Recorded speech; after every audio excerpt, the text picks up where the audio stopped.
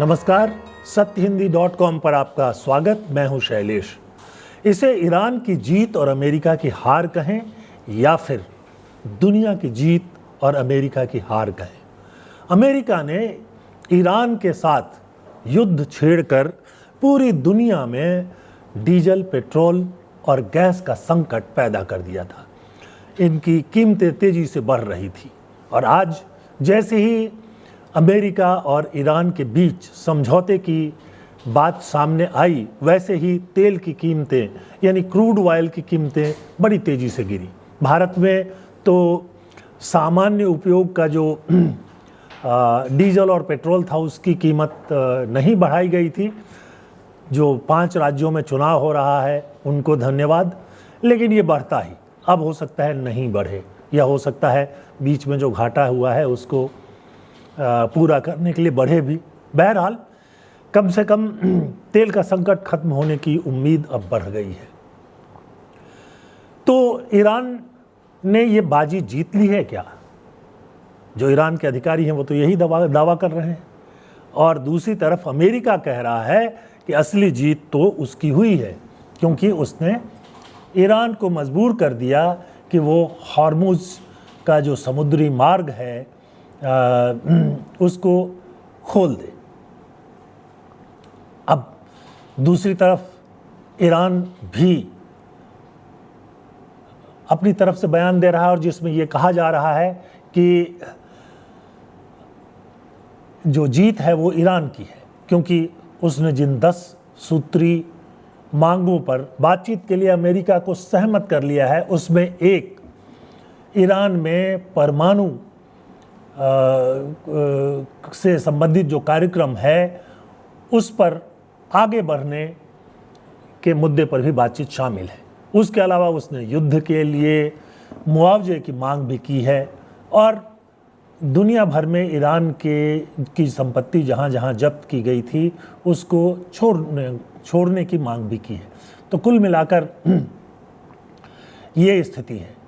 दोनों तरफ से दावे किए जा रहे हैं, लेकिन कुल मिलाकर अभी जो सामने आ रहा है वो ये कि ईरान ने शर्तों पर 2 हफ्ते के लिए युद्ध विराम किया है, बिना शर्त नहीं, जैसा कि डोनाल्ड ट्रंप यानी अमेरिकी राष्ट्रपति चाहते थे। और इसके साथ साथ ईरान जो चाहता था कि ये कोई अस्थायी सीज फायर नहीं हो, बल्कि स्थायी युद्ध समाप्ति की पहल हो, तो उस पर भी ईरान को जीत ही मिली है। क्या हुआ, कैसे ये सब हो गया? अमेरिका को एक कदम पीछे क्यों हटाना पड़ा? कम से कम एक कदम तो कह ही सकते हैं, क्योंकि 2 हफ्ते के लिए यानी 14 दिनों के लिए युद्ध विराम जो है लागू हो गया। हालांकि ये अलग बात है कि अभी भी खबरें आ रही हैं कि खाड़ी के कुछ देशों पर ईरान की मिसाइलें या ड्रोन गिरे हैं। दूसरी तरफ लेबनान पर इज़राइल ने हमला जारी रखा है। खैर, ये ख़त्म होने में थोड़ा समय लग सकता है, लेकिन उम्मीद ये बन गई है कि ये ख़त्म हो जाएगा। अब क्या शर्तें हैं और इन शर्तों पर क्यों मान गए? जितने भी अंतर्राष्ट्रीय रक्षा विशेषज्ञ हैं या युद्ध के विशेषज्ञ हैं, उनका कहना है कि एक तरह से अमेरिका जो है ईरान की जो मिसाइलें हैं उनसे कहीं ना कहीं डर गया था, क्योंकि ईरान ने खाड़ी के देशों को निशाना बनाना शुरू किया था। यानी खाड़ी के देशों में जो अमेरिकी स्टैब्लिशमेंट है, जो सेना के अड्डे हैं, उनको निशाना बना रहा था, और उसके साथ साथ वो उनके तेल स्रोत जो है उनको भी निशाना बना रहा था। और जिस तरह से ट्रंप कह रहे थे कि वो ईरान के पुलों को और उनके जो मिसाइल कारखाने हैं उनको और सबको वो गिरा देंगे, तो ईरान भी यही कह रहा था। और इसके साथ साथ ये भी बातें आ रही थी कि चीन और रूस गुप्त रूप से ईरान की मदद कर रहे थे। ख़ास तौर पर जो टारगेट निशाने पर आए, बताते हैं कि उसके बारे में सूचना चीन दे रहा था। ये ऑपरेशन सिंदूर जब हुआ था तब भी कहा गया था कि चीन ने गुपचुप ढंग से पाकिस्तान को मदद की थी। बहरहाल वो भारत के लिए एक सबक था और ये अमेरिका के लिए एक सबक है कि सर्वशक्तिमान होने का जो उनका दम्भ है उसको तोड़ने वाली ताकतें भी मौजूद हैं। आइए देखते हैं कि वो 10 शर्तें क्या हैं या 10 मुद्दे क्या हैं जिन पर आगे बातचीत होगी। ये जो मुद्दे हैं उनको एक बिचौलिया के माध्यम से राष्ट्रपति ट्रंप को भेजा गया था ईरान की तरफ से और उसको उन्होंने मान लिया। मैं यहाँ फिर साफ कर दूं कि अभी सर बातचीत होगी, अभी इसमें अंतिम निर्णय जो है वो नहीं आया है। अब इसमें पहली चीज़ जो ईरान ने मांग की थी कि गैर आक्रामकता, यानी भविष्य में ईरान या उसके सहयोगियों पर हमला नहीं करने की लिखित गारंटी अमेरिका देगा। दूसरा, होर्मुज जल डमरू मध्य, यानी होर्मुज का जो समुद्री मार्ग है जिससे दुनिया भर का करीब 20% क्रूड ऑयल जिनसे डीजल और पेट्रोल बनता है और गैस, ये इसका की आपूर्ति होती है। तो ईरान ने कहा है कि ईरान इस पर अपना नियंत्रण बनाए रखेगा। तीसरी बात जो है वो ये कि ईरान जो यूरेनियम संवर्धन यानी एनरिचमेंट का कार्यक्रम चला रहा है उसको अमेरिका और दुनिया के देश जो हैं वो मान्यता देंगे।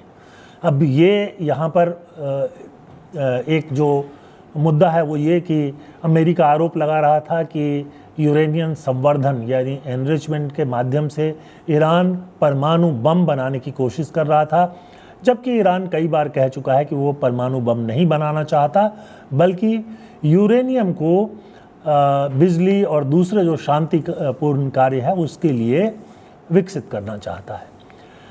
उसके बाद आपको पता ही है कि लंबे समय से ईरान पर अमेरिका ने और कुछ मामलों में संयुक्त राष्ट्र संघ ने भी कई तरह के प्राथमिक प्रतिबंध लगाए हुए हैं, उनको हटाने की बात भी इसमें शामिल की गई है और कुछ सेकेंडरी प्रतिबंध भी हैं, उनको भी हटाने की मांग ईरान ने सामने रखी है। उसके बाद संयुक्त राष्ट्र सुरक्षा परिषद के कई प्रस्ताव हैं जिसको कि ख़त्म करने की मांग ईरान ने की है और जो अंतर्राष्ट्रीय एटॉमिक एनर्जी यानी परमाणु ऊर्जा का बोर्ड है, उनके गवर्नर्स ने भी कई प्रस्ताव पास किए हैं ईरान के खिलाफ, उनको भी समाप्त करने की मांग की गई है। ईरान को युद्ध क्षति का मुआवजा देने की मांग भी इसमें की गई है। मध्य पूर्व क्षेत्र से अमेरिकी लड़ाकू बलों की वापसी की बात भी जो है वो की गई है। यहाँ मैं बता दूं कि जितने खाड़ी के देश हैं, सऊदी अरब से लेकर के कुवैत और बाकी सारे देशों में अमेरिका के सैनिक अड्डे मौजूद हैं और इनको हटाने की बात की जा रही है। उसके बाद ईरान ने ये कहा है कि सभी मोर्चों पर युद्ध समाप्त होगा। इसमें लेबनान भी है जहाँ हिजबुल्लाह जो इस्लामिक रेजिस्टेंस भी उसको कहते हैं, उस पर भी हमले शामिल हैं, उन पर भी हम लोगों को ख़त्म करना पड़ेगा। अब इसमें बहुत सी चीज़ें हमने जिक्र किया, लेकिन थोड़ा और विस्तार से कह दें कि ईरान के बाहर जो ईरान की संपत्ति फंसी हुई है जिस पर अमेरिका की रोक है, उनको ख़त्म करने की मांग की गई है। अब सवाल ये उठता है कि अमेरिका ने इन शर्तों को मान लिया है क्या? तो अब यहाँ इसको समझने के लिए मैं अमेरिकी राष्ट्रपति डोनाल्ड ट्रंप ने जो ट्रुथ सोशल पर लिखा है उसको कोट करता हूँ।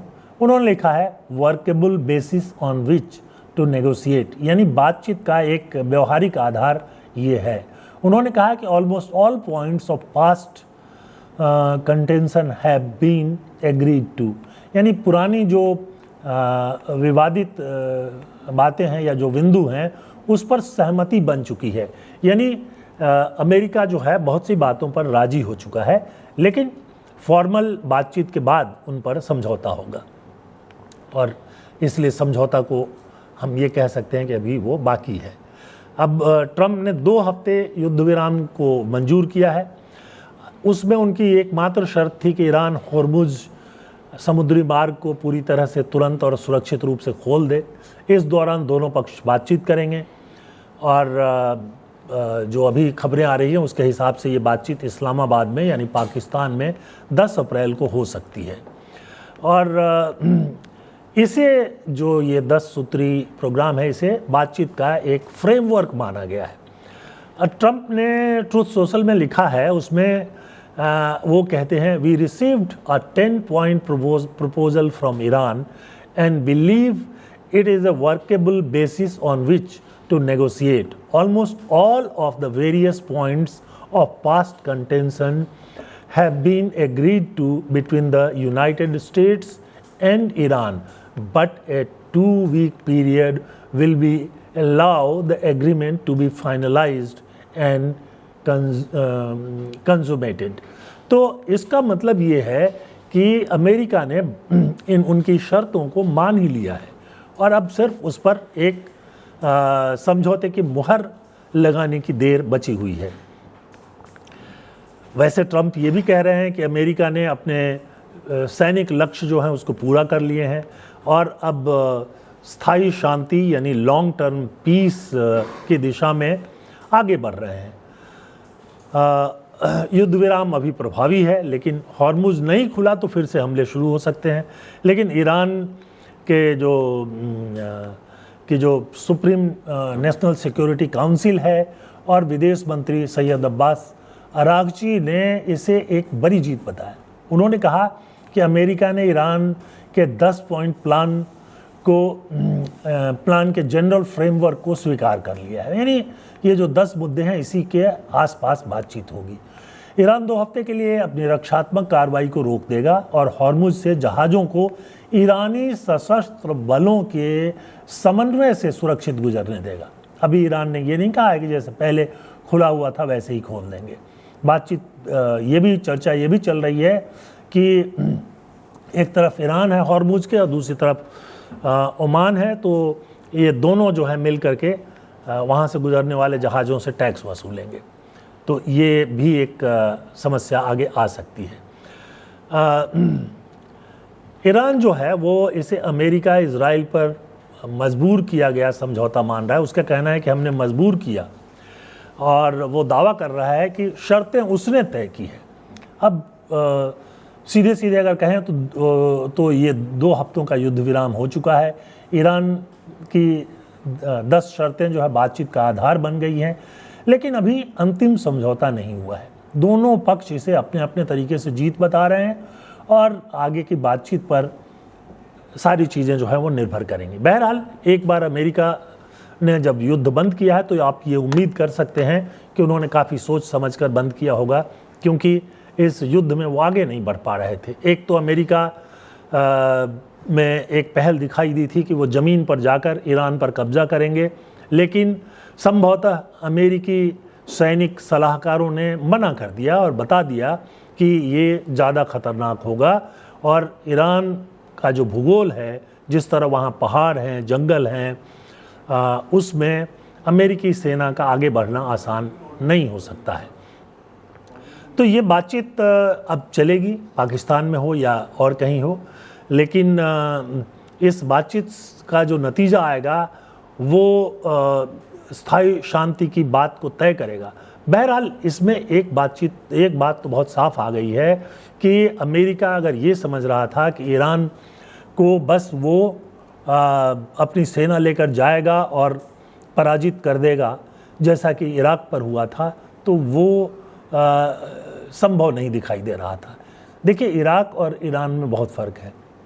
इराक जो है वो एक मैदानी इलाका है और इराक के आसपास जो है अमेरिकी सेना की जो बेस हैं वो पहले से मौजूद थे और वो सेना लेकर गए।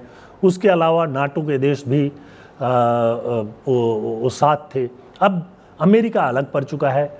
नाटो जो है उसके सारे सहयोगियों ने मना कर दिया था।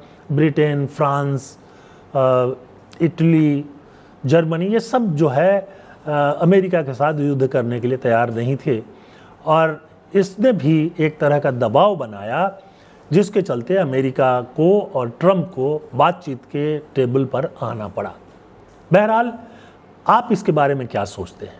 क्या आपको लगता है कि ये जो 14 दिनों का या 2 हफ्ते का युद्ध विराम है वो अस्थायी शांति का आधार बन जाएगा, या आपको लगता है कि दोनों तरफ सांस लेने की एक ज़रूरत महसूस हो रही थी और अगले प्लानिंग की ज़रूरत हो रही थी, उतनी ही दूर तक रहेगा? तो आप अपनी राय को हमारे कमेंट सेक्शन में ज़रूर बताइए। आपसे ये भी अनुरोध है कि आप हमारे प्रोग्राम को लाइक करें, चैनल को सब्सक्राइब करें और सत्य हिंदी का ऐप जो है वो डाउनलोड कर लें।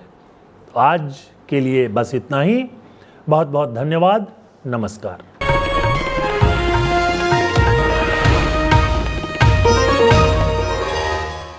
Copyright disclaimer under Section 107 of the Copyright Act 1976. Allowance is made for fair use for purposes such as criticism, comment, news reporting, scholarship, and research. Fair use is a use permitted by copyright statute that might otherwise be infringing.